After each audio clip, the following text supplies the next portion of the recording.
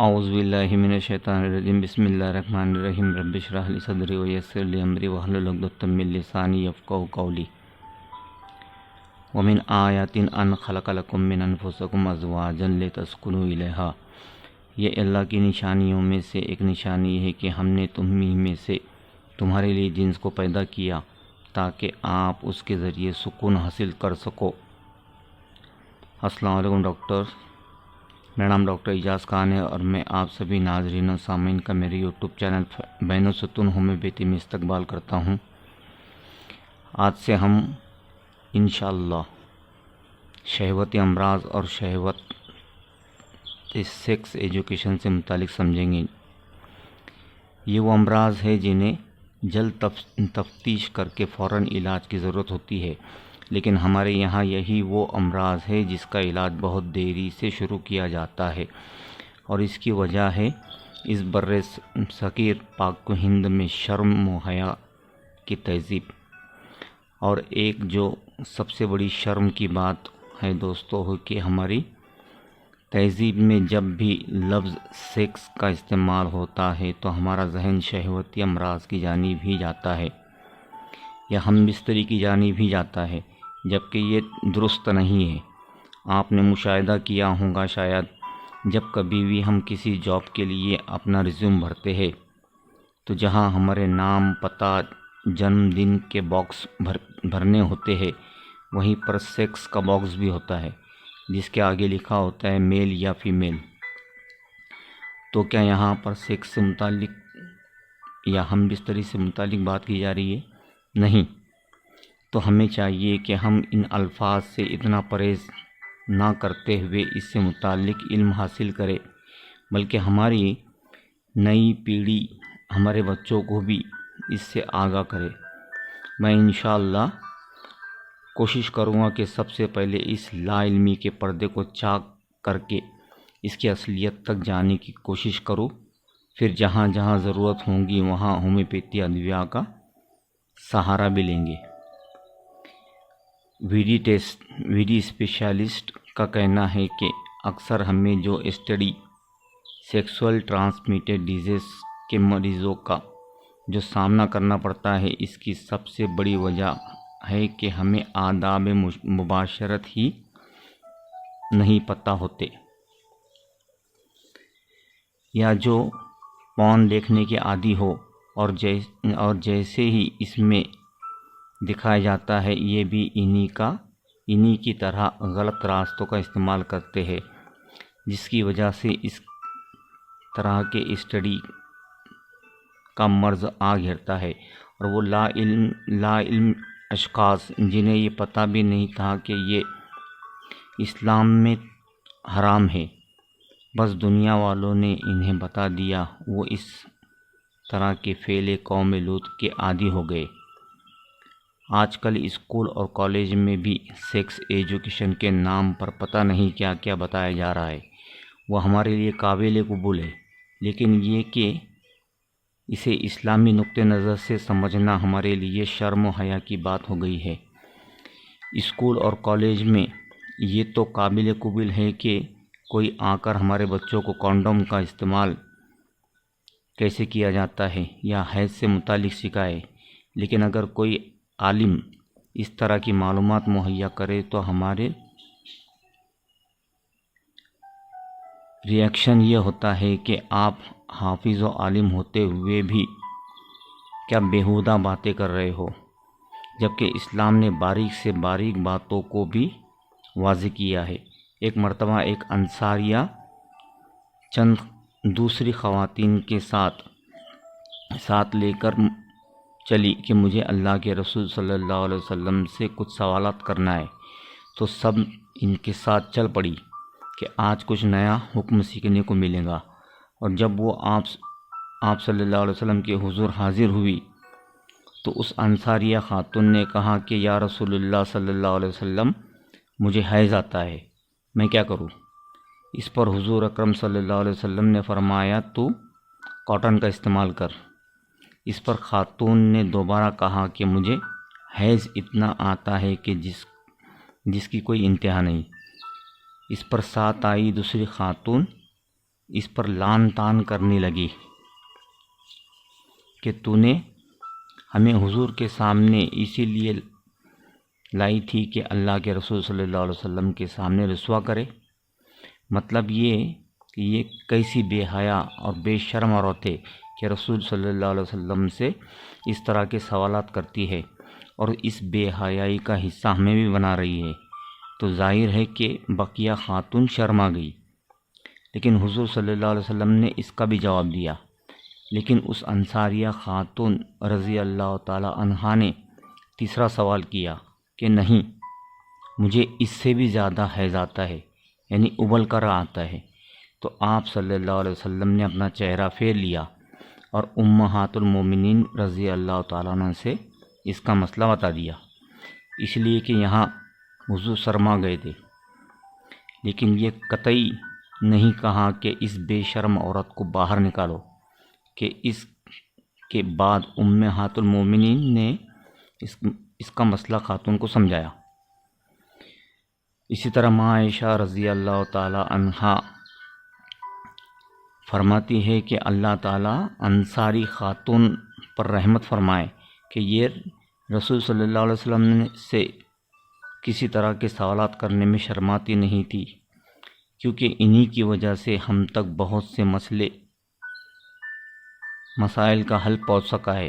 اگر وہ سوال نہ کرتی تو یہ مثالیں ہم تک کیسی پہنچتی۔ تو دین و دنیا کا علم حاصل کرنا اتنا ہی ضروری ہے، اور اس کے لیے اگر شرم و حیا کی دیوار رکھ دی جائے تو گویا کہ انسان اندھیرے کے اندھیرے میں ہی رہ جائے گا۔ اسی طرح جب حضرت عمر فاروق رضی اللہ تعالیٰ عنہ تخت پر بیٹھے تو اسلام اپنے جھنڈے کو لے کر بہت دور دور تک گاڑ چکا تھا، اور اس میں جو فوج ہوتے تھے وہ انہیں کئی دنوں اپنے گھر والوں سے دور ہی رہنا پڑتا تھا۔ نوبت یہ آ گئی تھی تو مسئلہ کھڑا یہ ہوا کہ ان کے گھر والوں کا خیال کون رکھے، اور اس طرح ان کے خواتین کا بھی مسئلہ تھا۔ اب ظاہر ہے کہ ہر فوجی کے ساتھ اس کی خاتون تو موجود نہیں ہوتی تھی۔ اس پر پارلیمنٹ بٹھائی گئی تو اس کا حل کچھ اس طرح نکلا۔ اس وقت حضرت عمر فاروق رضی اللہ تعالیٰ عنہ نے اپنی بیٹی حضرت حفصہ رضی اللہ تعالیٰ عنہ سے دریافت کیا، جو کہ حضور صلی اللہ علیہ وسلم کی بیوی تھی۔ تو باپ نے اپنی بیٹی سے یہ مسئلہ ڈسکس کیا کہ ایک خاتون اپنے شوہر کا کتنے دنوں تک انتظار کر سکتی ہے۔ تو آپ رضی اللہ تعالی عنہ نے فرمایا کہ 4 مہینے۔ اس کے بعد ہر فوجی کو 4 مہینے بعد گھر جانے کی اجازت تھی۔ دیکھیے، اسلام نے یہاں تک اجازت دی ہے کہ اگر بیٹی ڈاکٹر ہے تو والد بھی اپنی بیٹی سے مسئلہ پوچھ سکتا ہے۔ اب ہم گفتگو کریں گے اقسام امراض سیکس۔ تو اس میں 2 بڑی قسمیں ہیں، نمبر 1 فیمیل اور نمبر 2 میل۔ تو جیسے جیسے ضرورت ہوں گی انشاءاللہ ہم دونوں موضوعوں کو کور کرتے جائیں گے۔ اب چونکہ یہ مسئلہ ہی اتنا حساس موضوع ہے کہ ہمارے ہماری زبان سے بات کرنے میں کچھ لا تہذیب الفاظ زیر و زبر ہو سکتے ہیں، اس کے لیے میں سامعین سے پیشگی ہی معافی کا طلبگار ہوں۔ آپ سے گزارش ہے کہ ان الفاظ کو نظر انداز کرے اور موضوع سے فائدہ اٹھائے۔ کچھ سمجھ میں نہ آئے تو ویڈیو کو دوبارہ دیکھیں، پھر بھی سمجھ میں نہ آئے تو آپ ہمیں کمنٹس بھی کر سکتے ہیں۔ ایس ٹی ڈی یعنی sexual transmitted disease. S T D ہونے کے 3 وجوہات ہوتی ہے: بیکٹیریا، وائرس اور پیراسائٹس۔ پیراسائٹ سے متعلق ہماری تحقیق کچھ کمزور ہے، لیکن بیکٹیریا سے جو 2 بیماریاں ہوتی ہیں وہ ہے گنوریا اور سفلس۔ وائرس سے AIDS, genital herpes, human papilloma virus. STD یعنی منتقل شدہ امراض جنسی، جسے STD بھی کہا جاتا ہے، اور یہ کوئی ایک مرض نہیں بلکہ امراض کا جھنڈ ہے۔ مثلاً گونوریا، سوزاک، آتشک، ایڈز، اطراف شرمگاہ کی خارش، جو کہ آگے چل کر بڑی مشکلات کھڑا کرتا ہے۔ UK میں کی گئی ایک تحقیق کے حساب سے 2003 سے 2012 میں یہ امراض بڑی تیزی سے نیچے سے اوپر کی جانب بڑھے۔ اس میں جو سب سے پہلے آتا ہے سفلس، جسے اردو میں آتشک کہتے ہیں۔ آتشک دو طرح سے معاشرے میں منتقل ہوتا ہے، ایک ہے افقی ہاریزونٹل اور دوسرا عمودی ورٹیکل۔ یہ مرض ٹریپونیما پیلیڈیم بیکٹیریا سے ہوتا ہے۔ افقی بمعنی ایک شخص سے دوسرے شخص میں، عمودی بمعنی موروثی یعنی دادا سے منتقل ہو کر والد میں اور والد سے منتقل ہو کر بیٹے میں اور پھر پرپوتے تک جاتا ہے۔ آتشک آپ کے ہر اعضاء کے چپچپی جھلی یعنی میوکس میمبرین پر اور خاص کر شرمگاہ کی اندرونی جھلی پر اثر انداز ہوتا ہے، اور وہاں باریک باریک رائی کے دانے جیسے پیدا ہو جاتے ہیں، جو کہ خراش دار اور جلن کے ساتھ ہوتے ہیں، مانو کسی نے زخم پر مرچی کا پاؤڈر ڈال دیا۔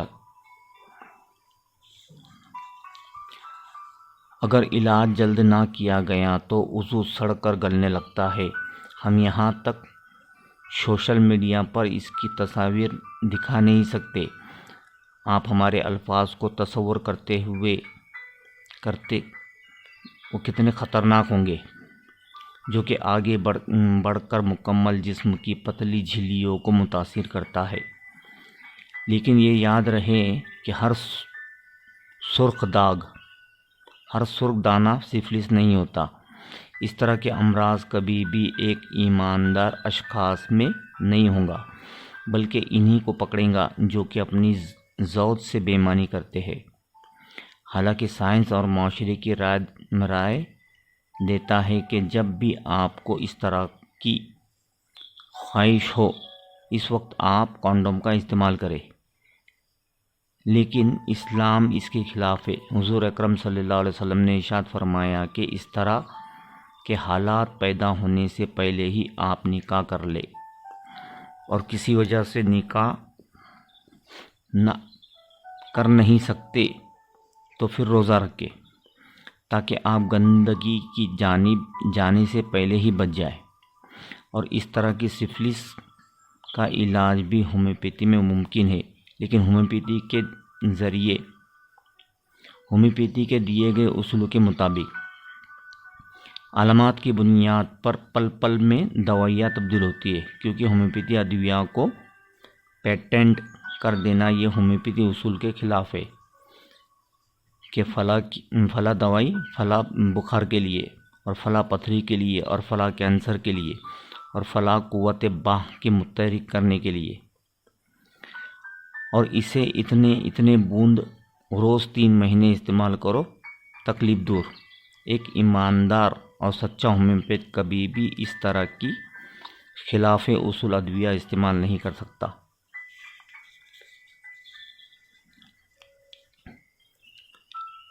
ہومیوپیتھی سے متعلق کچھ اصول اور سمجھ لیں۔ ہم ہماری گفتگو کا آغاز ایک سوال سے کریں گے۔ سوال ہے کہ کس بیماری میں کون سی ہومیوپیتھک دوائی دینی چاہیے؟ جواب: سب سے پہلے تو یہ سوال ہی غلط ہے۔ آپ کہیں گے کہ یہ کیا بات جواب دیا، شاید ڈاکٹر صاحب کا ٹاپ فلور خالی ہو گیا۔ اگر واقعی ایسا ہوتا تو کیوں یوٹیوب بھرا پڑا ہوا ہے کہ فلاں بیماری کے لیے فلاں دوا اور فلاں بیماری کے لیے فلاں؟ تو اگر ہم اس کھلی ہوئی آنکھوں سے دیکھیں، ان کھلے ہوئے کانوں سے سنیں اور اس کھلے ہوئے دماغ سے سوچیں، تو یہ بات بالکل صحیح ہے کہ واقعی ڈاکٹر صاحب کا دماغ خراب ہو گیا ہے۔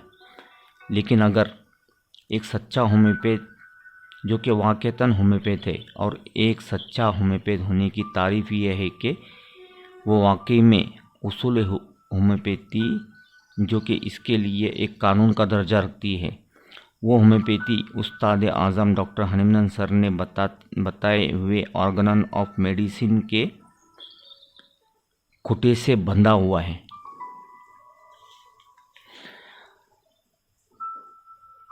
اور وہ ان قانون اور اصولوں کے دائرے سے باہر ایک قدم بھی نہ رکھے، وہ ہوگا سچا ہومیوپیتھ۔ اور اس کی نشانی یہ ہے کہ اس کی نظر مریض کے جیب پر ہوتی ہے، جبکہ ایک سچے ہومیوپیتھ کی نظر مریض کی صحت پر ہوتی ہے۔ اس ماحول کا مشاہدہ آپ کر سکتے ہیں فلم گبر از بیک میں۔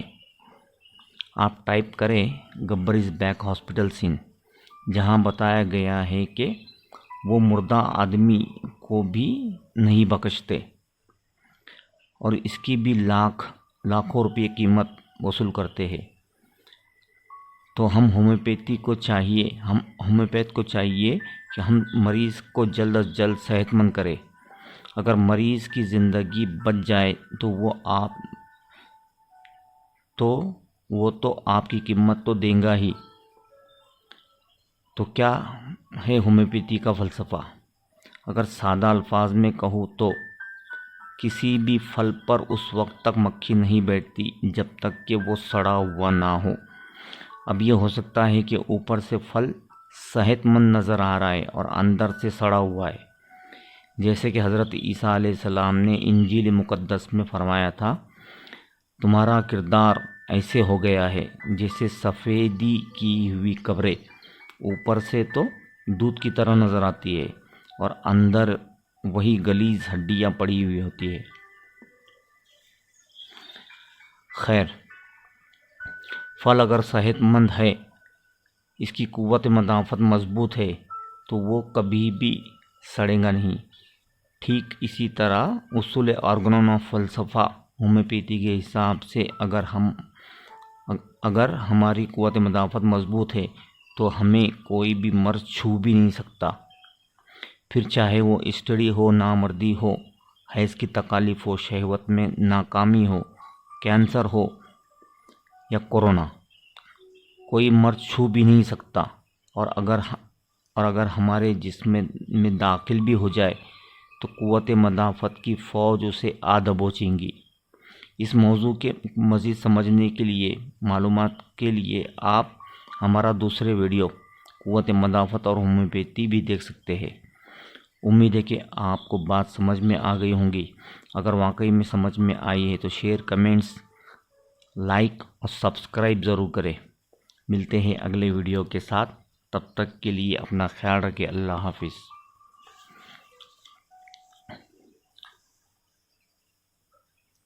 اردو سیکس ایجوکیشن، اس کو سمجھنے کے لیے ویڈیو کو مکمل ضرور دیکھیں اور سبسکرائب بھی کریں۔